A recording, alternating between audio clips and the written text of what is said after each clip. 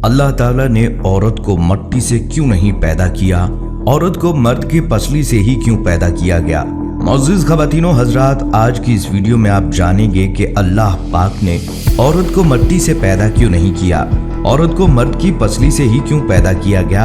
और हाँ, हम आपको ये भी बताएंगे कि क्या बीवी अपने शोहर की बाईं पसली से बनी होती है, और अल्लाह पाक ने जब औरत को बनाया तो कौन कौन से राज रखे। प्यारे दोस्तों, वीडियो के आखिर में हम आपको ये भी बताएंगे कि हर इंसान मट्टी से बनता है या इंसान अव्वल यानी हजरत आदम अलैहिस्सलाम ही मट्टी से बने हैं। तो प्यारे दोस्तों, वीडियो में सबसे पहले ये जान लीजिए कि औरत की फितरत का नक्शा खींचते हुए आप सल्लल्लाहु अलैहि वसल्लम फरमाते हैं कि औरतों के साथ अच्छा सलूक किया करो, क्योंकि औरतें टेढ़ी पसली से पैदा की गई हैं, यानी इनकी फितरत में किसी कदर टेढ़ापन रखा गया है। और एक टेढ़ी चीज का सबसे ऊंचा हिस्सा वही होता है जो सबसे ज्यादा टेढ़ा होता है। इस सूरत में अगर तुम इसके टेढ़ेपन को सीधा करने के दर पे रहोगे तो चूंकि ये औरत की फितरत का हिस्सा है, तुम इसे सीधा नहीं कर सकोगे। हाँ, अलबत्ता इसे तोड़कर जरूर रख दोगे, और अगर तुम इसे बिल्कुल सीधा इसकी हालत पर छोड़ दोगे तो जाहिर है वो हर हाल में टेढ़ी ही रहेगी। इन हालात में मेरी तुम्हें ये नसीहत है कि औरतों के इस टेढ़ेपन की कदर को समझो और इनके साथ अच्छा सलूक करो, और अगर इनका टेढ़ापन हद्दे एतदाल से बढ़ने लगे तो इसकी मुनासिब तौर पर इस्लाह करो। दोस्तों, हजूर सल्लल्लाहु अलैहि वसल्लम का ये कलाम, जिसका मैंने इस जगह आज़ाद तर्जमा किया है, औरत की फितरत का एक ऐसा अजीबो गरीब नक्शा पेश करता है कि इससे बेहतर और इससे लतीफ़ तर और इससे ज़्यादा दिलकश और फिर इससे ज़्यादा मुख्तसर नक्शा मुमकिन नहीं। ये एक ऐसी तस्वीर है जिस पर नज़र जमाते ही यूँ महसूस होता है कि इस तस्वीर ने जो बाज़ पर्दों में लिपटी हुई है, एक जिंदा सूरत इख्तियार कर ली है, और फिर इसके पर्दे एक एक करके उठना शुरू होते हैं, और हर पर्दे के उलटने से एक बिल्कुल नया मंजर आंखों के सामने आने लगता है। फरमाते हैं कि औरत टेढ़ी पसली से पैदा हुई, यानी इसकी फितरत में बाज गुजियां ऐसी रखी गई हैं जो गोया इसकी हस्ती के साथ लाजमो मलजूम के तौर पर हैं। इसकी इन कुजियों और इस टेढ़ेपन को इससे जुदा कर लो तो फिर औरत औरत नहीं रहेगी, क्योंकि ये टेढ़ापन इसकी फितरत का हिस्सा है और इसके पैदाइशी खदो खाल का जुज्व है।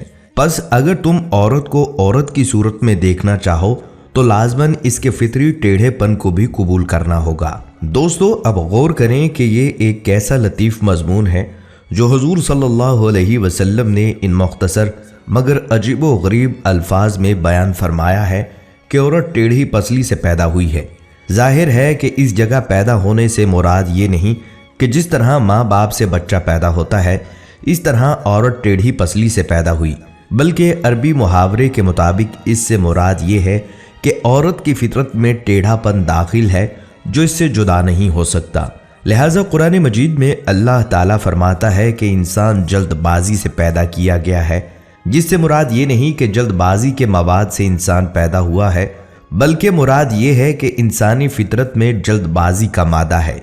इसी तरह टेढ़ी पसली से पैदा होने से ये मुराद नहीं कि औरत की फितरत में बाज तबी कुजियाँ पाई जाती हैं जो इसकी तबीयत का हिस्सा और इसके साथ लाजमो मलजूम के तौर पर लगी हुई हैं और इससे जुदा नहीं हो सकती। बहरहाल इन अल्फाज में फसाहत व बलागत का कमाल दिखाकर नहायत मुख्तसर सूरत में एक नहायत वसी मजमून अदा किया गया है।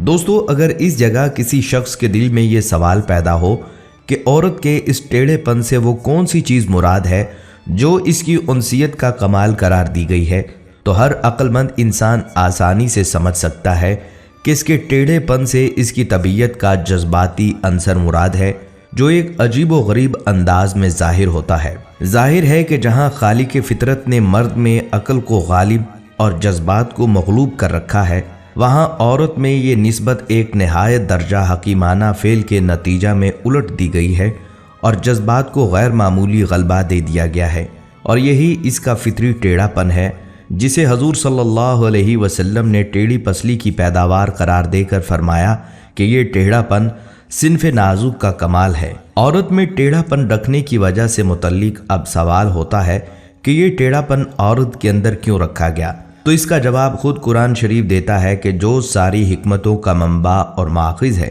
اللہ تعالیٰ فرماتا ہے کہ اللہ تعالیٰ نے تمہارے لیے تمہاری ہی جنس میں سے تمہاری بیویاں بنائی ہیں تاکہ تم ان سے دل کا سکون حاصل کر سکو، اور اللہ تعالیٰ نے اس رشتہ کو تمہارے لیے محبت اور رحمت کا ذریعہ بنایا ہے۔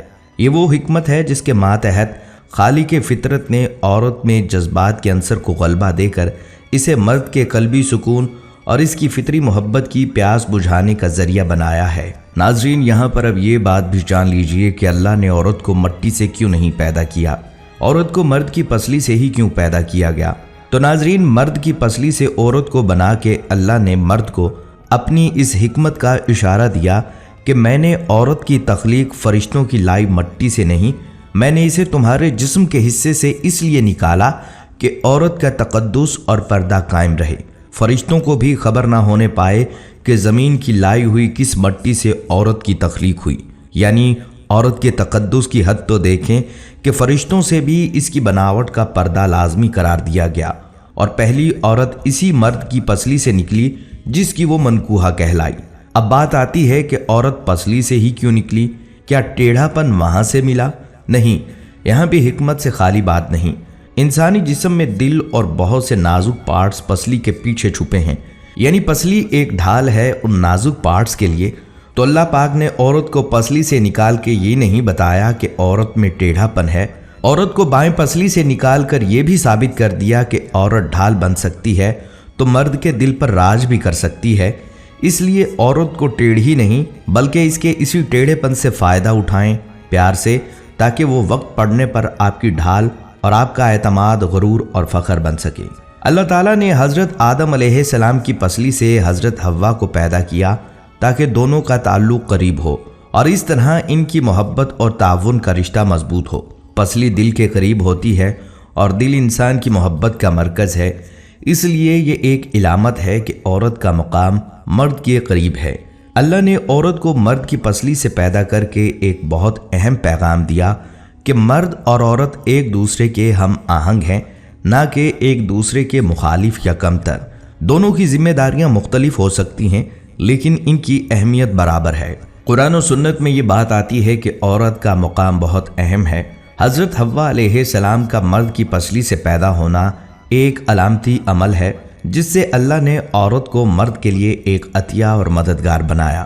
حضرت عائشہ رضی اللہ تعالیٰ عنہ کی زندگی اور ان کے علم سے بھی یہ ثابت ہے کہ عورت نہ صرف زندگی کے اہم فیصلوں میں شریک ہے بلکہ دین کی بہت سی باتوں میں وہ رہنمائی فراہم کر سکتی ہیں۔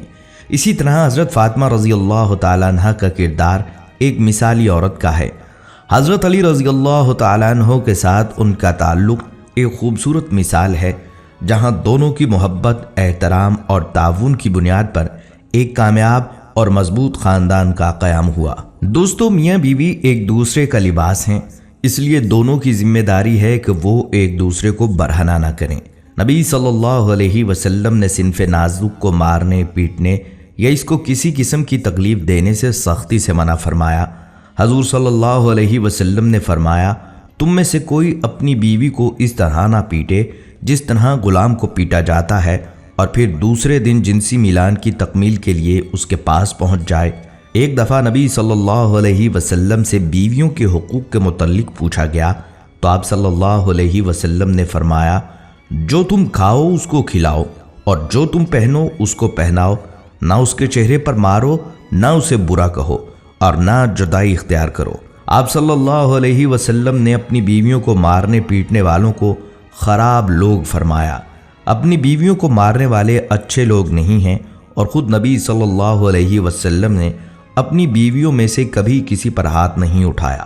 ان روایات سے پتہ چلتا ہے کہ نبی صلی اللہ علیہ وسلم نے عورت کے ساتھ خصوصیت سے رحم و کرم کا معاملہ فرمایا، اس کی صنفی نزاکت کو ملحوظ رکھ کر اس کے ساتھ رحم و کرم کرنے کا حکم دیا، اس پر بار مشقت ڈالنے سے منع فرمایا۔ لہٰذا مرد حضرات سے گزارش ہے کہ عورت کی عزت کریں، چاہے وہ آپ کی بہن ہو، بیٹی ہو یا ماں ہو، اور دوسروں کی بھی بہن بیٹیوں سے متعلق اپنی سوچ اور اپنے ظرف کو اعلیٰ رکھیں۔ اچھا سوچیں گے تو زندگی پرسکون گزرے گی۔ دوستو، ویڈیو کے آخر میں یہ بھی جان لیجئے کہ ہر انسان مٹی سے بنتا ہے یا انسان اول حضرت آدم علیہ السلام ہی مٹی سے بنے ہیں۔ علماء کرام نے اس نقطے پر بحث کی ہے کہ ہر انسان مٹی سے بنتا ہے یا انسان اول हज़रत आदम अलैहिस्सलाम मट्टी से बने हैं। सही बात यह है कि पहले इंसान मट्टी से बने और बाकी इंसानों के बारे में मट्टी से बना हुआ इसलिए कहा जाता है कि मट्टी से ही ग़िज़ाएं खाकर नुत्फ़ा बनता है जो इंसान की तख्लीक का बायस बनता है।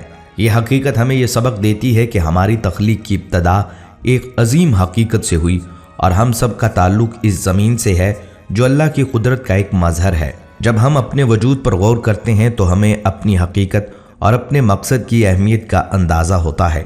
दरअसल हमें मट्टी से पैदा किया गया ताकि हम इस ज़िंदगी को बेहतर तौर पर समझें और अपनी जिम्मेदारियों को जानकर एक अच्छे इंसान बनने की कोशिश करें। तो प्यारे दोस्तों, जब भी आप अपनी ज़िंदगी के मकासद पर गौर करें, याद रखिए आपका आगाज़ उस मट्टी से हुआ है जो अल्लाह के हुक्म से बेहतरीन शक्ल में आपकी तख्लीक का सबब बनी। ये याद हमें अपनी आजी और तकदीर का शऊर दिलाती है। हमारी अल्लाह ताला से दुआ है कि अल्लाह हमें दीन इस्लाम की सही समझ अता फरमाए और हमें औरतों के साथ हुस्न सलूक करने वाला बनाए। आमीन।